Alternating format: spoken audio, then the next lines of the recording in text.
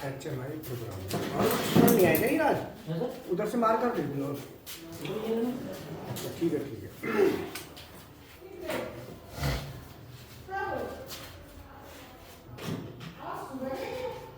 है कौन है अच्छा नमस्ते नमस्ते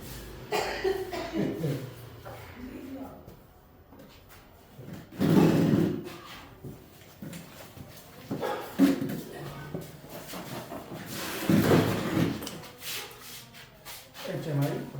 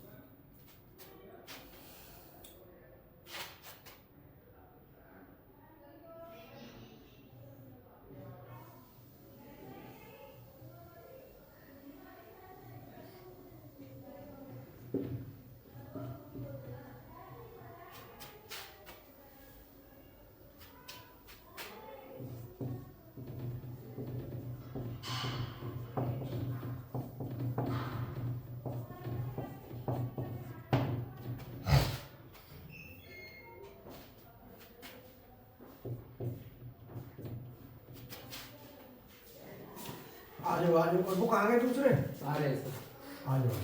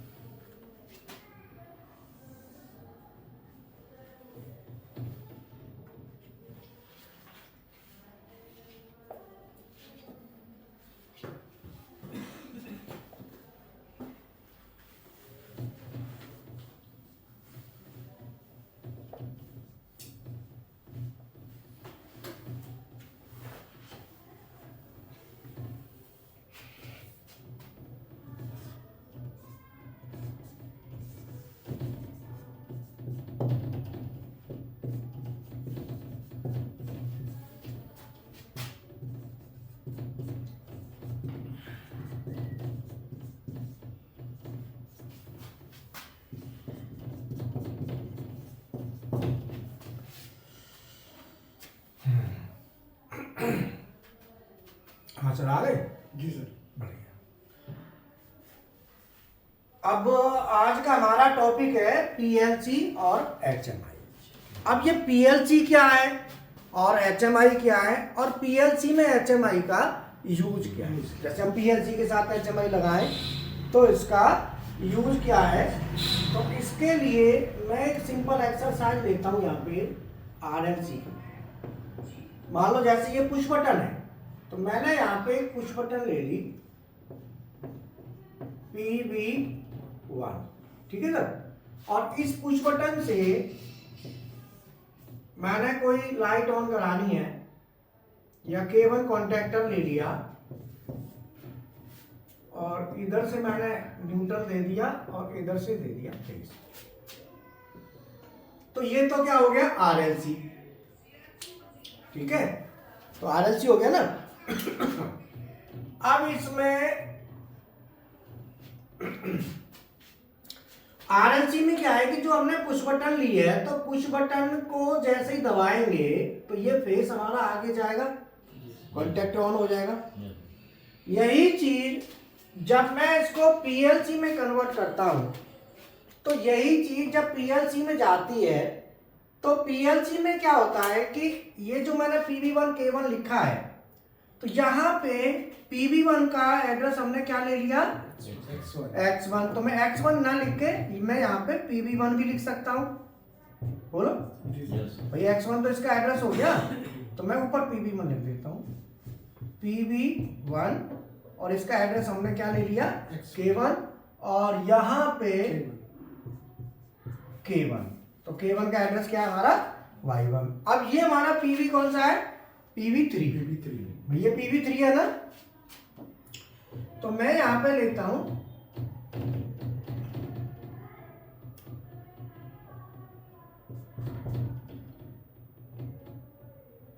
X1 ऊपर लिख देता हूं X1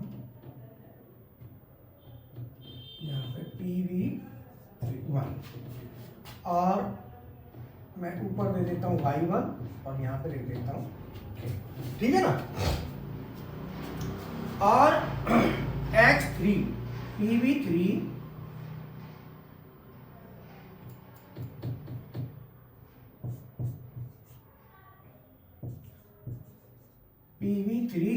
और ये हो गया हमारा X3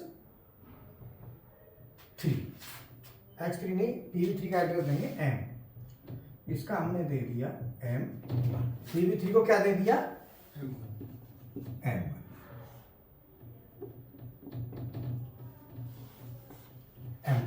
ठीक है। अब HMI और PLC में क्या अंतर है? हीरा आजा, तू बना के निकल जा। आज का हमारा टॉपिक है PLC में HMI का क्या यूज होता है। मतलब PLC है ये, इसमें HMI का यूज क्या है। तो मैंने एक छोटा सा प्रोग्राम बनाया है, RLC में बनाया है, इसी को मैंने PLC में किया है। मेरे पास एक पुश बटन है और एक कॉन्टेक्टर है K1, या मैं इसको लाइट भी कह सकता हूं, L1 लाइट है, K1 की जगह मैंने L1 ले लिया। तो RLC में क्या है कि पुश बटन और जो लाइट ये डायरेक्ट कनेक्ट है एक दूसरे के साथ हार्डवेयर में। PLC में मैंने इसी को बनाया, तो PB1 जो पुश बटन है वो मैंने ले ली और आउटपुट ले लिया L1। अब मैं बाहर जो बटन बना रहा हूं, तो मैं अगर इस पुश बटन को प्रेस करूंगा तो ये NC बनेगा और हमारी लाइट ऑन होगी ना। और HMI में मैंने ये बटन बनाई है PB3, इसको मैंने PLC में यहां पे दिखा दिया है PB3, ठीक है ना। तो PB3 जो मैंने दिखाया, अगर मैं यहां पे ये बटन दबाऊंगा तो ये NC बनेगा, तो आउटपुट ऑन होगा। अर्थात कि HMI जो होता है ये एक तरह से ऑपरेटर पैनल है। देखो ये पुश बटन है, तो पुश बटन स्टेशन हुआ, ये भी पुश बटन है, बट ये हार्डवेयर की पुश बटन है और ये सॉफ्टवेयर की पुश बटन है। तो HMI एक तरह से क्या है, HMI is a software operator panel, software वाला ऑपरेटर पैनल है। जबकि PLC क्या है, PLC एक कंट्रोलर होता है। PLC क्या है, PLC एक कंट्रोलर होता है। ये दोनों में बेसिकली अंतर होता है, ठीक है ना। चलो अब मैं, ठीक है, अब तू भेज दे, मैं आगे बढ़ाऊंगा। अब देखो, अगर मैं यहाँ पे मैंने पुश बटन ले ली, अगर मैं इस पुश बटन को प्रेस करूंगा तो यहाँ सप्लाई पहुंचेगी। जैसे ही यहाँ सप्लाई पहुंचेगी तो PB1 का जो एनो है, PB1 के क्या है, ये जो एनो है वो हमारा क्या बन जाएगा, NC बन जाएगा। NC बन जाएगा ना। जैसे ही NC बनेगा, NC बनते ही लाइट ऑन हो जाएगी और लाइट का कनेक्शन हमारा यहाँ पे चला जाएगा, ठीक है ना। अब यहां पे बात आती है कि यहां भी पुश बटन है, भाई यहां भी तो पुश बटन है ना PB3। मैंने इसका भी एनो ले लिया, इसका भी एनो ले लिया, तो अगर मैं PB3 ये पुश बटन प्रेस करूंगा तो ये NC बनेगा, तो भी लाइट जलेगी। तो हमारा बेसिकली HMI क्या हुआ कि HMI में पुश बटन हमने काय में बनाई, सॉफ्ट में, ये पुश बटन काय में, हार्ड में। तो HMI और की पुश बटन, HMI की और ये पुश बटन, ये रियल में पुश बटन है, हमें खरीद के लगानी पड़ेगी, वो हमने स्क्रीन पे बना दी। तो HMI में क्या होता है कि कोई भी एलिमेंट जो ऑपरेटर पैनल का होता है उसको हम स्क्रीन पे क्रिएट कर लेते हैं, जबकि हम वैसे फिजिकली हमको लगाना पड़ेगा। आप समझ लो ना, फिजिकली तो हमको लगाना पड़ेगा खरीद के। अगर मैं ये ना लगाऊं वहां से, तो वो तो स्क्रीन पे बना लो। तो क्या होता है कि ये जो मैंने पुश बटन ली है और वो पुश बटन, इन दोनों पुश बटनों का PLC में जो सिग्नल जाता है वो जाता कहाँ है, मैं अब आपको ये बताता हूं। तो पहले यहां तक तो समझ में आ गया। अब मैं थोड़ा आगे बढ़ाऊंगा, उतारने की जरूरत नहीं है, बाद में इकट्ठा उतारना। देखो अब मैं आपको बताता जाऊंगा और समझते जाऊंगा क्या होता है, मैं आपको बताऊं। देखो यहां से पुश बटन हमने ली। जब भी हम PLC की वायरिंग में जो इनपुट है, जो पुश बटन होते हैं, इनपुट होते हैं, जब हम इनकी वायरिंग करते हैं तो 24 वोल्ट DC के साथ करते हैं। किसके? 24 वोल्ट DC ही हमको चाहिए, हमें चाहिए ही 24 वोल्ट DC इसके लिए, ठीक है। तो हमने क्या किया, प्लस का 24 वोल्ट यहां से लेके यहां चले गए। अब ये PLC में अंदर कैसे जा रहा है, तो अंदर मैंने बताया था कि यहां से जब अंदर जाता है, यहां तक तो हम कनेक्शन करेंगे, बट अंदर क्या होता है, अंदर एक इसमें रेजिस्टेंस होता है और एक LED होती है ऐसे, और LED में ये लाइट हो गई। अब इस लाइट में, ये लाइट मान लो 2 वोल्ट की है, कितने की? 2। 2। अब ये जो पुश बटन में दबाऊंगा तो सिग्नल हमारा लाइट जलेगी ना, तो यहाँ तो कितना चाहिए? 2, और आप देख कितना रहे? 24। तो 22 वोल्ट तो घटाना पड़ेगा ना। 22 वोल्ट तो घटाना। 22 वोल्ट को ये रजिस्टेंस हटा देगा, इसको कंज्यूम कर लेगा। यहां से मैंने इसको ऐसे कनेक्ट कर दिया, अब सर्किट पूरा हो गया। ये वो वाला सर्किट अंदर का है, ये बाहर का है। अब मैं HMI का कनेक्शन भी दूंगा, कहां जाएगा। PLC के अंदर HMI का कनेक्शन जाता कहां है वो मैं बताऊंगा। अब यहां पे एक ट्रांजिस्टर होगा, ये ट्रांजिस्टर होता है। तो जैसे ही ये लाइट जलेगी, ये जो LED की लाइट है, लाइट जलते ही ट्रांजिस्टर क्या करेगा? ऑन हो जाएगा। तो ट्रांजिस्टर का ये वाला हिस्सा ये कहलाता है अमीटर, और ये वाला कलेक्टर, और ये PNP ट्रांजिस्टर है। कौन सा है? PNP ट्रांजिस्टर है। और ये इस लाइट से, ये जो लाइट दिख रही है, इससे ऑपरेट होगा। तो क्या होगा कि अमीटर से कलेक्टर पे आ जाएगा। अगर मैं यहाँ पे दे रहा हूं प्लस का 5 वोल्ट, तो प्लस का 5 वोल्ट मैंने अमीटर पे दिया, जैसे ही लाइट जलेगी तो अमीटर से ये कलेक्टर पे आ जाएगा। कहाँ आ जाएगा? कब? जब लाइट जलेगी। यहां तक क्लियर हुआ? अब ये जो 5 वोल्ट कलेक्टर से जाएगा, ये फिर मैं आगे बताता हूं कैसे जाएगा।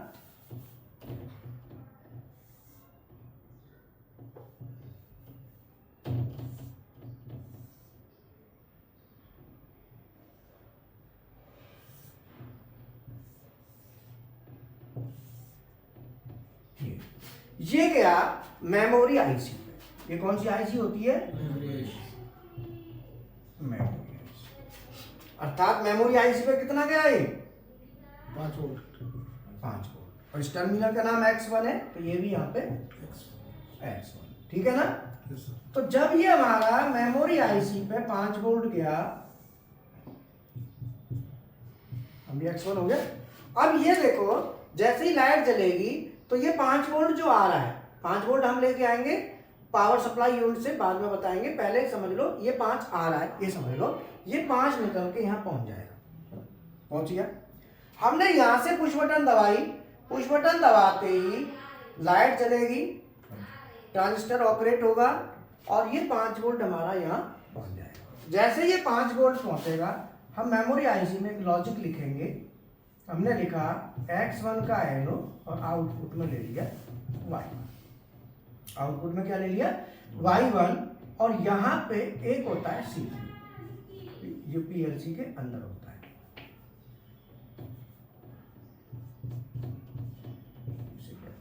CPU।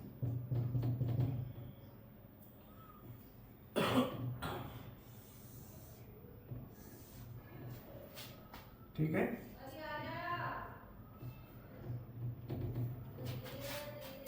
अब ये क्या है कि जो मेमोरी आईसी है, ये पूरी मेमोरी आईसी है। इसको मैं ऐसा कर देता हूं और इसको ऐसे कर देता हूं, ऐसे। तो ये वाला जो प्लस 5 वोल्ट हमारा आ रहा है PNP पे, ये वाला मेमोरी आईसी का, इसे कहते हैं IIM, इनपुट इमेज मेमोरी, और इसे कहते हैं OIM, आउटपुट इमेज मेमोरी। यहां से हमारी सप्लाई निकलेगी उधर को। तो अब ये जो पुश बटन मैंने दबाई, तो पुश बटन दबाने से लाइट जलेगी। इस लाइट से ट्रांजिस्टर स्विच करेगा।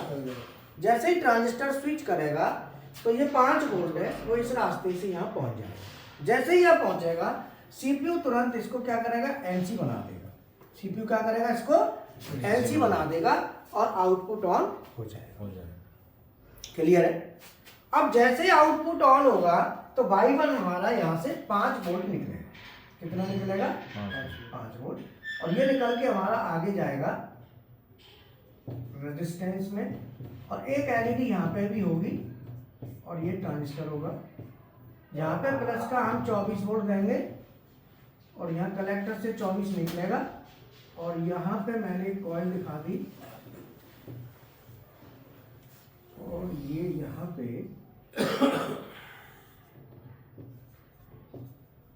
कॉमन Y1, कॉमन पे मैंने फेज दे दिया, यहाँ से फेस निकला और ये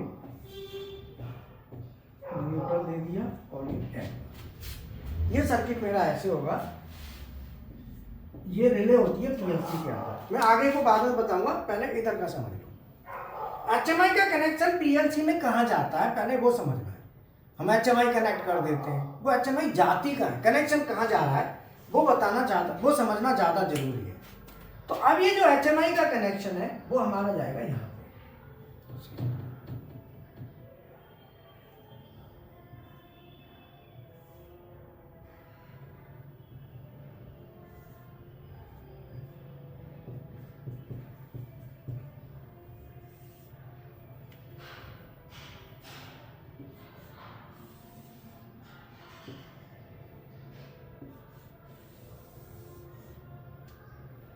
बोलो समझ में आया? कहाँ गया सीधा? Memory memory. कहाँ गया? मेमोरी में गया। तो ये हमारा ये सीधा मेमोरी के अंदर एंट्री कर गया। अब आप ये देखो कि यहाँ पे हमने पुश बटन जो बनाई है सॉफ्ट में, इसकी डायरेक्ट कोई तार तो होगी नहीं। ये हमारा जा रहा है X1, इसको मैंने मान लिया M1। क्या बना दिया? तो मैंने इसके पैरेलल में M1 दे दिया। क्या दे दिया? M1, और इसको यहां जोड़ दिया। अब आप ये बताओ कि अगर मैं यहां इस पुश बटन को दबाऊंगा तो ये M1 जो है ना, इसका यहां कोई टर्मिनल दिख रहा है? नहीं ना। बट X1 का है, यहां भी है। तो यहां पे जो टर्मिनल होता है इसको तो हम कह देते हैं इनपुट टर्मिनल। क्या कहते हैं? और यहां जो टर्मिनल है उसे IIM terminal, input image memory. ये मेमोरी का टर्मिनल है यहाँ। ये आपका वैसा टर्मिनल है जिसपे आप सप्लाई दोगे। अब आप ये देखो कि अगर मैं देखो कि इसका कोई तार तो वहां जा नहीं रहा डायरेक्ट, बोलो कोई पॉइंट है? नहीं। अब मान लो एक बटन है, मैं हो सकता है दो बटन और ले लूं। मान लो PV3 को मैंने बना दिया M1, है ना, और एक मैं ले लेता हूं PV4, M2, PV4, PV5, मैं 4 बटन ले लेता हूं। PV5,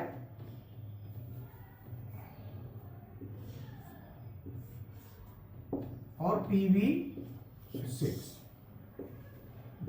M3, मैंने 4 बटन ले ली। वैसे मैं देखता यहां 4 बटन होती तो चारों की तार अलग अलग होती ना। चारों के यहाँ पे टर्मिनल होते 4, यहाँ भी होते। मैंने बटन तो 4 ले ली, लेकिन तार तो ये 2 ही हैं।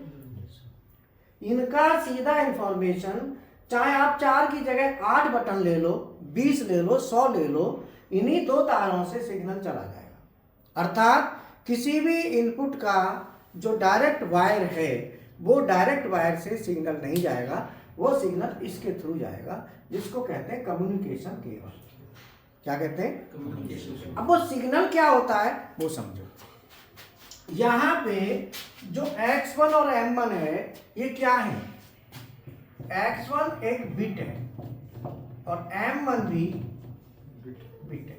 ये दोनों बिट है, ये 1 बिट और ये भी 1 बिट। क्योंकि बाइनरी है तो बिट ही यूज होगी ना, 0 1। तो अब आप ये देखो कि ये भी एक बिट है और ये भी एक बिट है मेमोरी की। बट इस बिट को जो NO है ये NC बनाना है, तो आपको फिजिकल कनेक्शन यहां चाहिए 5 वोल्ट चाहिए ना। इसको NC बनाना है तो इसका कोई टर्मिनल है ही नहीं। तो उसके लिए क्या है कि ये जो बिट का स्टेटस M1 है, तो जब मैं इस बिट को यहां दबाऊंगा तो इसका ऑटोमेटिकली ये NC बन जाएगा, जबकि यहां कोई टर्मिनल नहीं है। देखो कहां है टर्मिनल, लेकिन हो जाएगा NC।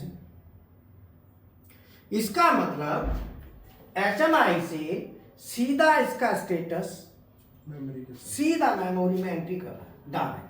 देख रहे हो ये डायरेक्ट एंट्री कर रहा है, जबकि इसका भी स्टेटस जा रहा है, लेकिन इसका वायरिंग के थ्रू पहुंच रहा है यहाँ तक, हर वायरिंग के थ्रू है। दोनों पुश बटन, ये भी पुश बटन और वो भी पुश बटन।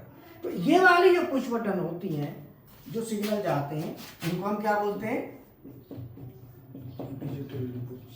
Digital input. और ये वाला, ये है मेमोरी बिट। तो ये सब क्या है? डिजिटल इनपुट में क्या हुआ? X1 PV1, डिजिटल इनपुट में क्या? PV1 एंड PV2, और ये कहलाती है मेमोरी बिट डायरेक्ट। तो दूसरा क्या है? Memory bit. तो मेमोरी बिट में क्या होगा? M1, M2, M3, M2, ये सब मेमोरी बिट है। ठीक है ये भी बटन, और नहीं PV3 4 5 PV लिखता हूँ, PV3, PV3, PV4, PV5 और PV6। अब ये बताओ कि मैंने जब इसको PV1 और PV2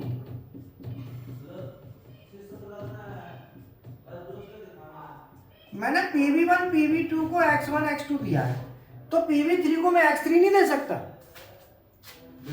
हाँ दे सकते हैं। अगर मैं X देता हूं, मान लो इसको मैंने दे दिया X3, X4, X5, X6, तो इसमें क्या है कि कंफ्यूजन ये हो जाता कि हमें याद करने की बहुत दिक्कत आती, क्योंकि ये भी X में एड्रेस है, ये भी X में और ये भी X में एड्रेस, जबकि दोनों अलग अलग हैं।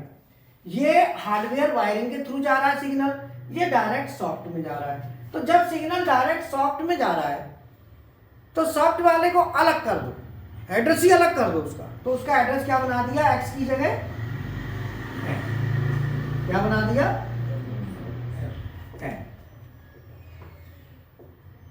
बोलो। तो आप पता M, जैसे ही M आएगा तो आप समझाओगे HMI से आ रहा है, मेमोरी बिट है, HMI से है। मान लो PV3 जो पुश बटन है, इस पे M देखते ही आप क्या समझोगे कि ये HMI पे है, क्योंकि M एड्रेस है।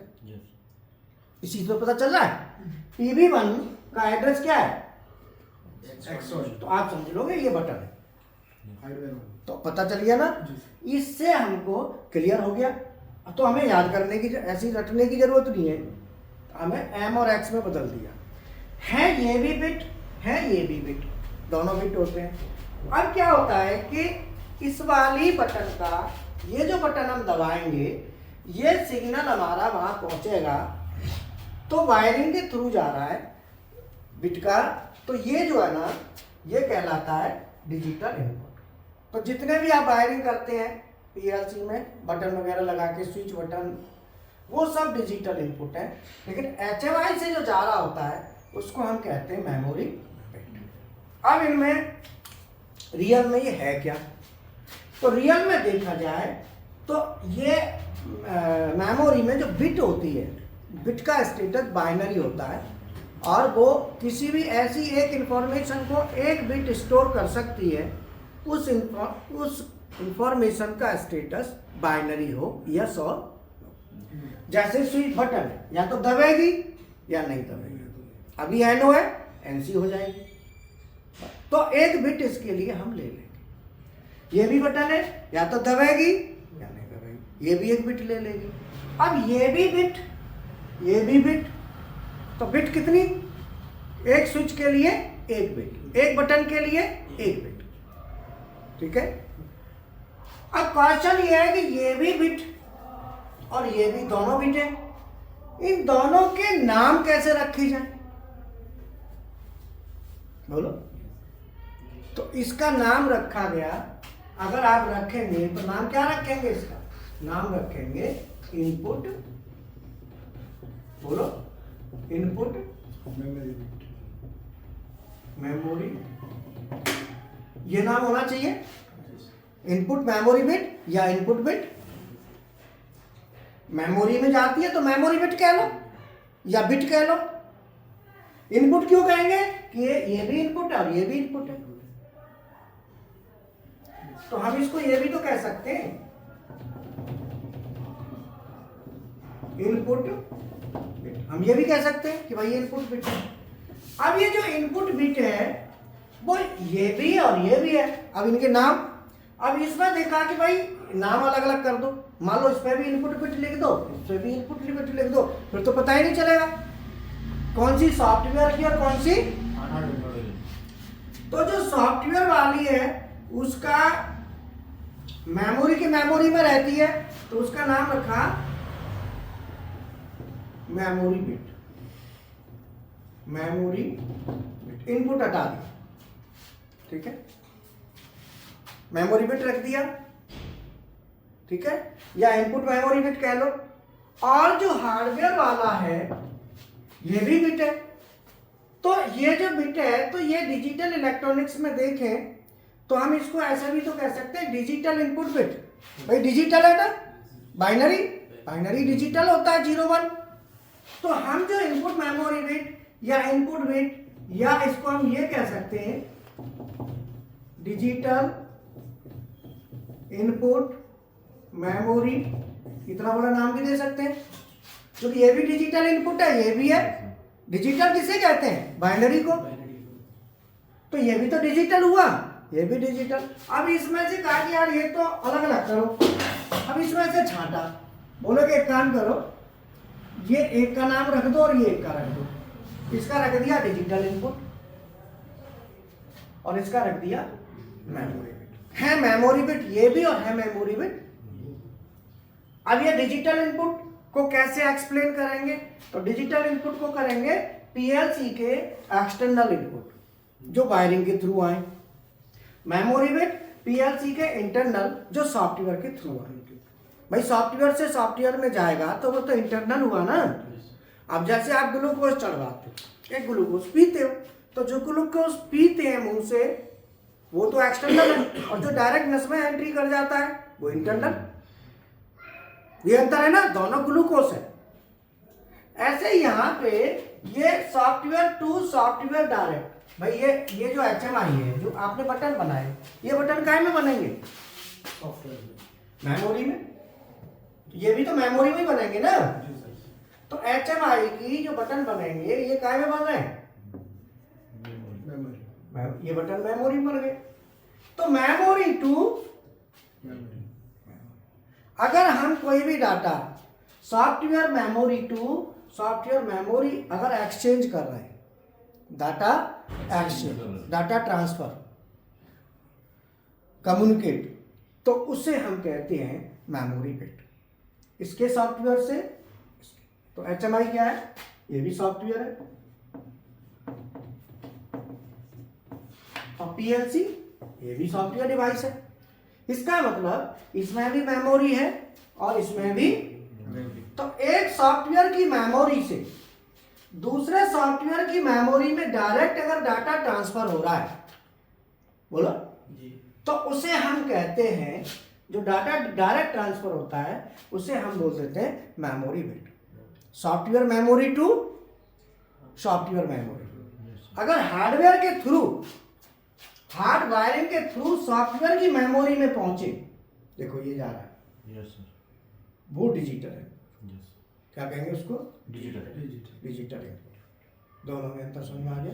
Yes, yes sir. दोनों ही बिटें, नाम अलग अलग है, और इनका काम, जो डाटा अंदर जा रहा है मेमोरी में उसका तरीका भी सेम अलग अलग है। इसका तरीका डायरेक्ट है और इसका तरीका वायरिंग के थ्रू है। बोलो क्लियर हुआ? यस, अब ये जो इंफॉर्मेशन जाती है, जैसे इंफॉर्मेशन जाती है तो जिस केबल के थ्रू जा रही है उसे कहते हैं कम्युनिकेशन केबल। तो कम्युनिकेशन केबल क्या हुई? Communication cable is a medium of data transfer. एक सॉफ्टवेयर से, एक सॉफ्टवेयर मेमोरी से दूसरे सॉफ्टवेयर की, तो एक सॉफ्टवेयर की मेमोरी से दूसरे सॉफ्टवेयर की मेमोरी में डाटा ट्रांसफर करने को कम्युनिकेशन कहते हैं। और उसके लिए हम जिस केबल का यूज करते हैं उसे कम्युनिकेशन केबल कहते हैं। So communication and communication cable. दोनों क्लियर हो गए?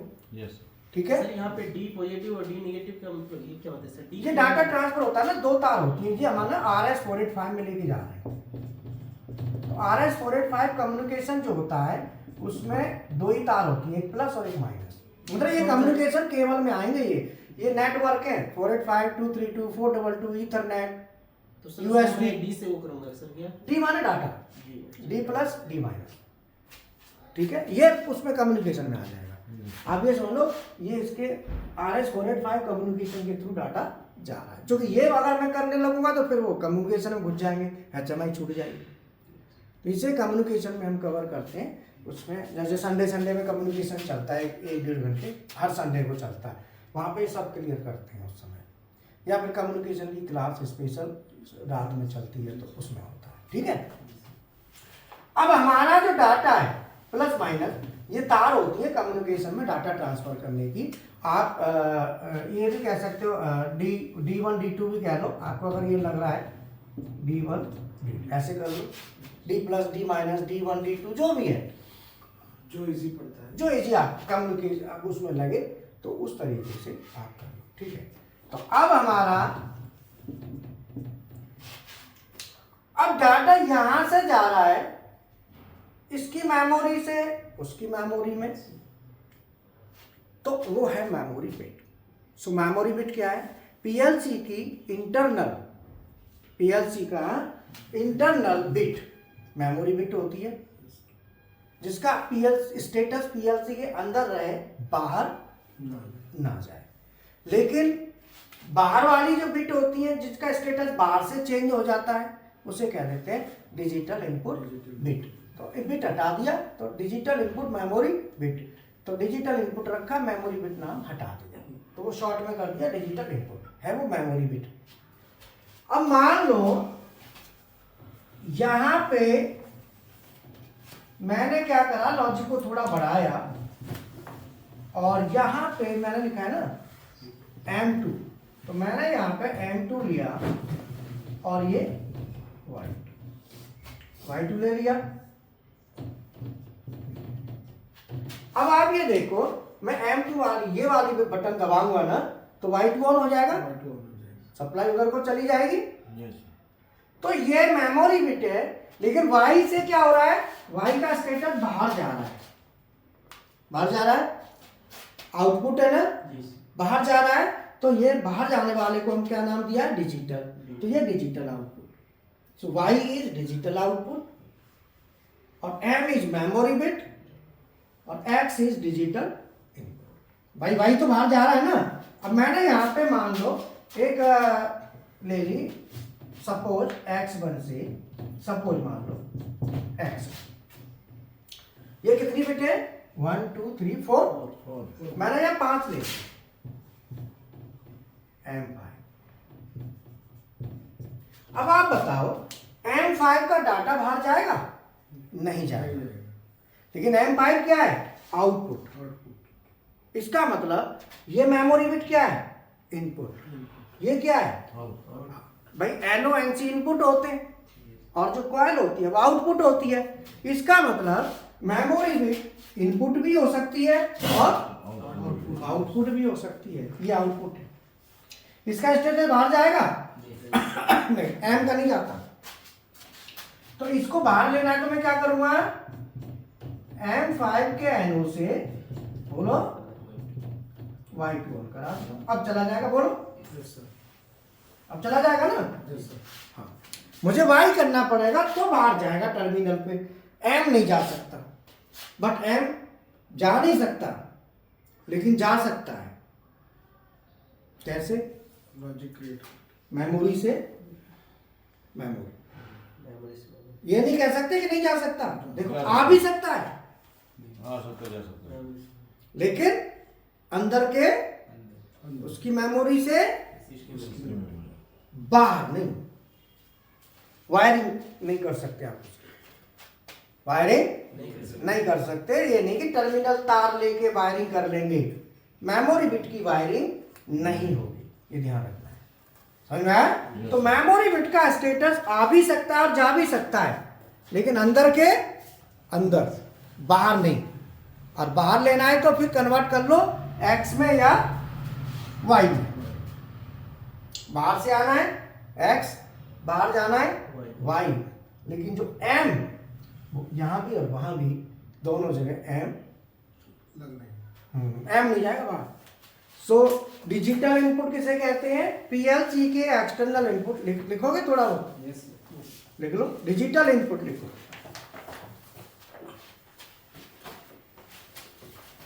पीएलसी के एक्सटर्नल इनपुट, पीएलसी के एक्सटर्नल इनपुट डिजिटल इनपुट कहलाते हैं।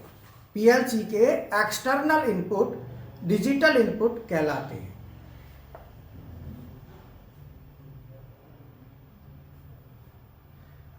ठीक है, लिखो डिजिटल आउटपुट।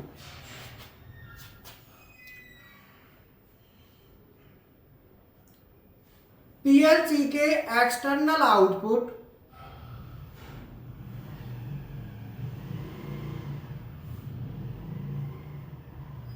डिजिटल आउटपुट कहलाते हैं।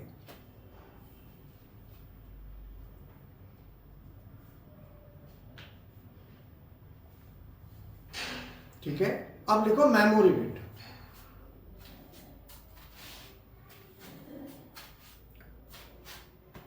पीएलसी के इंटरनल इनपुट या आउटपुट, पीएलसी के इंटरनल इनपुट या आउटपुट मेमोरी बिट कहलाते हैं।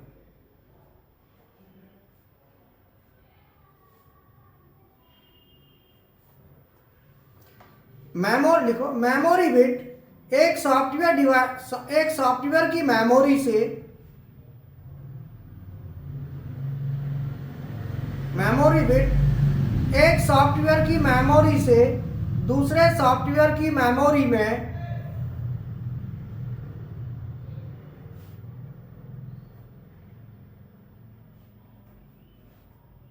ट्रांसफर हो सकती है।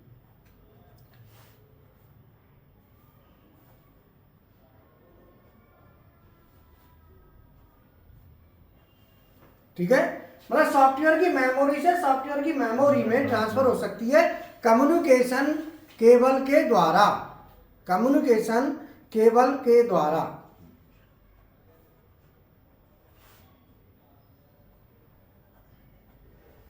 ठीक है, अब लिखो कम्युनिकेशन किसे कहते हैं। कम्युनिकेशन भी लिख लो थोड़ा सा हल्का सा।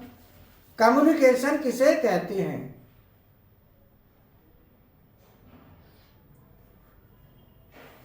आंसर लिखो। एक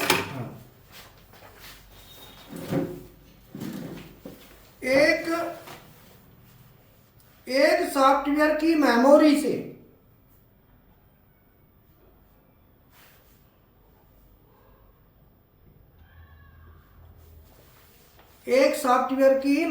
से दूसरे सॉफ्टवेयर की मेमोरी में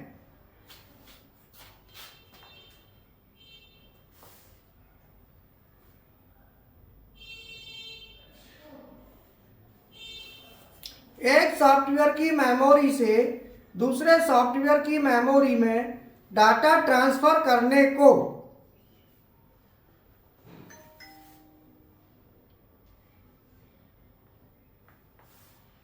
कम्युनिकेशन कहते हैं।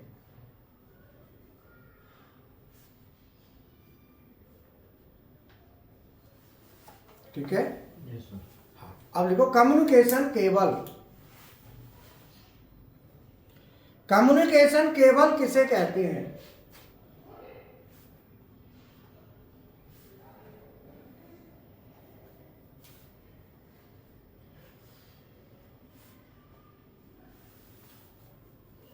डाटा ट्रांसफर करने के लिए जिस माध्यम का यूज होता है उसे कम्युनिकेशन केबल कहते हैं। डाटा ट्रांसफर करने के लिए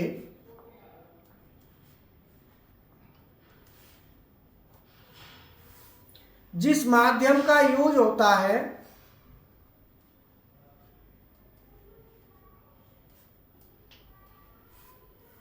उसे कम्युनिकेशन केबल कहते हैं।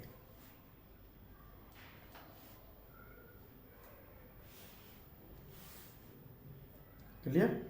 Yes sir. हाँ, ठीक है। तो इसमें हमने आज ये जो देखा कि मेमोरी बिट क्या है, यस सर। डिजिटल इनपुट क्या है, डिजिटल आउटपुट, ये तीनों चीज हमने करी। तो कल आप इसका दोपहर में थोड़ा प्रैक्टिकल करके भी HMI पे देखना, तो आपको मैं HMI पे प्रैक्टिकल इन्हीं चीज़ों का, तो आप देखना, बटन लगा के देखना HMI पे। तो HMI पे जब आप बटन लगाओगे तो बटन लगाते समय ध्यान रखना, वहाँ दो एड्रेस मांगेगा वो। एक तो मांगेगा राइट एड्रेस और एक मांगेगा रीड एड्रेस। तो वहाँ दोनों भरने हैं आपको। राइट तो डाटा भेजोगे ना, जैसे M1 है तो M3 है ना, M1 दोगे तो आप क्या करोगे, बटन उठाओगे, स्क्रीन ले ली, स्क्रीन पे बटन ले ली, बटन को थोड़ा बड़ा कर दिया, वहाँ पे डबल क्लिक करोगे। तो डबल क्लिक जैसे ही करोगे तो फिर वो मांगेगा एड्रेस, भाई बटन पे एड्रेस तो दोगे, तो वो एड्रेस आपको फिर ये देने M1 M2, ये एड्रेस नहीं देने बटन, ये देने, ये मांगेगा वो। हाँ, मेमोरी बिट। तो उसमें राइट एड्रेस में M1, वहीं पे एक रीड एड्रेस होगा, उसमें भी M1, और फिर एंटर कर देना, तो इसमें बटन बन जाएगी। कलर भी दे सकते हो इसके, जैसे स्टार्ट करने वाली बटन है तो हरी दे दो। अब कलर भी, जैसे बटन दबाने से पहले क्या कलर था, दबाने पे क्या होगा, वो भी दे सकते हो। तो हरी बटन तो दबाने से पहले भी हरी होती है, दबाने के बाद भी हरी होती है, तो दोनों कंडीशन में हरी भरनी है। तो आपका ग्रीन बटन होगी, ऑन करने वाली बटन होगी। ठीक है ना? एक सेकेंड, हेलो, हाँ जी सर, नमस्कार जी।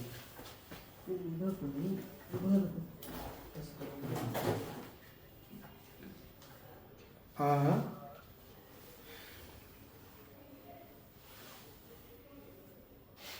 HMI से करेंगे वो, HMI से तो RS485 से होता है सीधा। अगर हम जैसे HMI से कंप्यूटर पर लेते हैं ना, देखो अगर मैं मान लो PC यहाँ बना लेता हूँ कंप्यूटर, ठीक है, अगर PC से HMI पर लेके जा रहा हूँ डेल्टा में, तो ये तो लगेगी USB, ठीक है, और PC से HMI से PLC है, ये लगेगी RS485। तो RS485 जो सीधी है उसमें दो ही तार होती हैं, तो यहाँ भी, यहाँ डायरेक्ट दो तार ओपन लग जाएंगी और यहाँ भी दो तार डायरेक्ट लग जाती है HMI पे। और जो मिनी डिन जो होता है वो, ये तो हमारा COM2 हो गया, और एक होता है COM1। तो जब PC से यहाँ पे DB9 और ये COM1 से दो तार जाके ये इसकी मेमोरी में जाएंगी ना, ये भी, तो ये यहाँ मेमोरी में दे दो इसकी में सीधी ये, और ये तार भी गई मेमोरी में। तो ये जो कनेक्टर होता है ना, ये कहलाता है मिनी डिन। तो इसकी जो है पिन नंबर होती है ना DB9 की, तो DB9 की पिन नंबर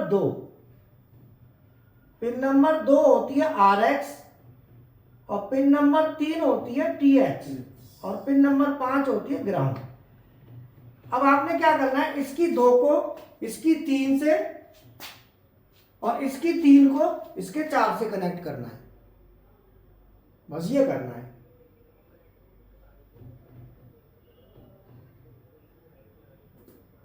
डायरेक्ट लगानी है तो फिर ये कैसे लगाओगे डायरेक्ट, फिर तो तुम एक काम कर सकते हो ना, USB है इसमें, PLC में USB पोर्ट है, तो तुम एक काम कर सकते हो, DB9 नहीं लगाना चाहते ना, तो इसके लिए काम करो, यहां से कन्वर्टर आता है 485 का, तो आपने कन्वर्टर लगाना है RS232 से RS485 कन्वर्टर। आपने ये कन्वर्टर लेना है, अगर आपको दिक्कत आए तो हीरा सर से बात कर लेना। तो उसमें क्या करोगे कि यहां से ना लाओगे 232 का, तो अब 485 और USB से 232 भी आता है, तो आप क्या करोगे, USB से 232 और 232 से 485, तो यहां से सीधा USB से उठाना,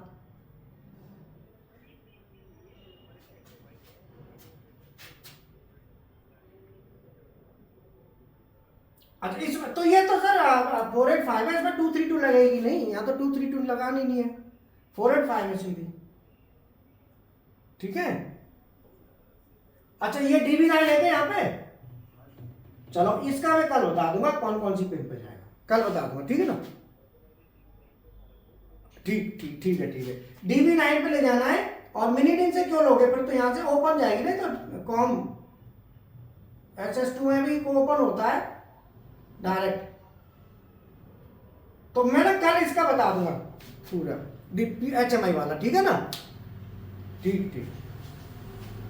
तो अब ये हमारा यहां से ये तुम्हें अभी समझ में कम आएगा ना, स्टूडेंट है पुराने हैं थोड़ा, तो वो कम्युनिकेशन का संडे को क्लास चलती है तो उसमें बताते हैं, बाकी कल इसको बता देंगे पूरे को ये कैसे कम्युनिकेट होंगी HMI PS। चलो ठीक है, ओके, थैंक यू। एक क्वेश्चन सर, बताओ। इनपुट में जैसे ये x का वैल्यू m1 m2 लिख देते हैं, हाँ उसी तरह आउटपुट में y को y ही रखते हैं ना सर? हाँ वाई रखते हैं। एक्चुअल क्या है कि जो मेमोरी होती है, तो मेमोरी जो बनती है वो रजिस्टरों से बनती है। जैसे एक रजिस्टर दिखाओ, ये अब इसका नाम क्या है, रजिस्टर है ना? ये काय से बना है? पेजों से, पेज है ना? अब मान लो मेरे पास 10 रजिस्टर है ऐसे, कितने? और मैंने कुछ इनपुट के ले लिए, कुछ आउटपुट, ये सब हार्डवेयर का रजिस्टर है। ऐसे ही रजिस्टर ये डाटा स्टोर करता है ना, रजिस्टर का मतलब ये होता है स्टोर करना। तो ये जो रजिस्टर है, स्टोर करने वाली डिवाइस है, ऐसी सॉफ्टवेयर में होते हैं। अब मान लो मेरे पास 10 रजिस्टर है, तो जो सॉफ्टवेयर वाला रजिस्टर है वो कैसे बना है? बिट से। कैसे बना है? अब मान लो मेरे पास 10 रजिस्टर है, कितने? अब मेरे पास 10 रजिस्टर है, तो अब आप बताओ कि मुझे इनपुट के लिए भी लेना है, आउटपुट भी लेना है, तो आप 10 रजिस्टरों को नंबर क्या दोगे? R1, R2, R3, बोलो। अब R1, R2, R3, R4, R5, R6, अब इसमें से कुछ मेरे इनपुट के, कुछ आउटपुट के, तो R से ढूंढना आसान होगा, या मैं इनपुट वालों का R को कन्वर्ट करके X बना दूं और आउटपुट वालों को R को कन्वर्ट करके Y बना दूं, वो आसान होगा? आप बताओ, मैं R ही रखूं, R1 से R5 तक इनपुट और R6 से R10 तक आउटपुट, ये ज्यादा अच्छा है, या R1 से R5 तक X बना दिए, कन्वर्ट कर दिए, R1 X1, R2 X2, और R6 वाला वो मैंने Y1 कर दिया। तो अब बताओ XY मेथड ज्यादा अच्छा है कि R वाला ही मेथड? XY R वाले को कहाँ याद करोगे, बोलो? R1 और R6, किसको पता है कि R6 आउटपुट का है? डायरेक्ट तो पता नहीं चल रहा है ना, आपको सॉफ्टवेयर में जाके पता चलेगा ये आउटपुट का है। और मैं X और Y कह दूं तो बोलो। अब जैसे तुम्हारा नाम क्या है? प्रेम किशोर, और मैं आपको शॉर्ट में PK कह दूं तो पता नहीं चलेगा, PK शॉर्ट में कह दूंगा PK। अब प्रेम किशोर मान लो 4 हैं, तो चारों को मैं ऐसी कोडिंग कर दूंगा ना जो मेरे लिए आसान हो जाएगा, कंफ्यूजन नहीं होगा।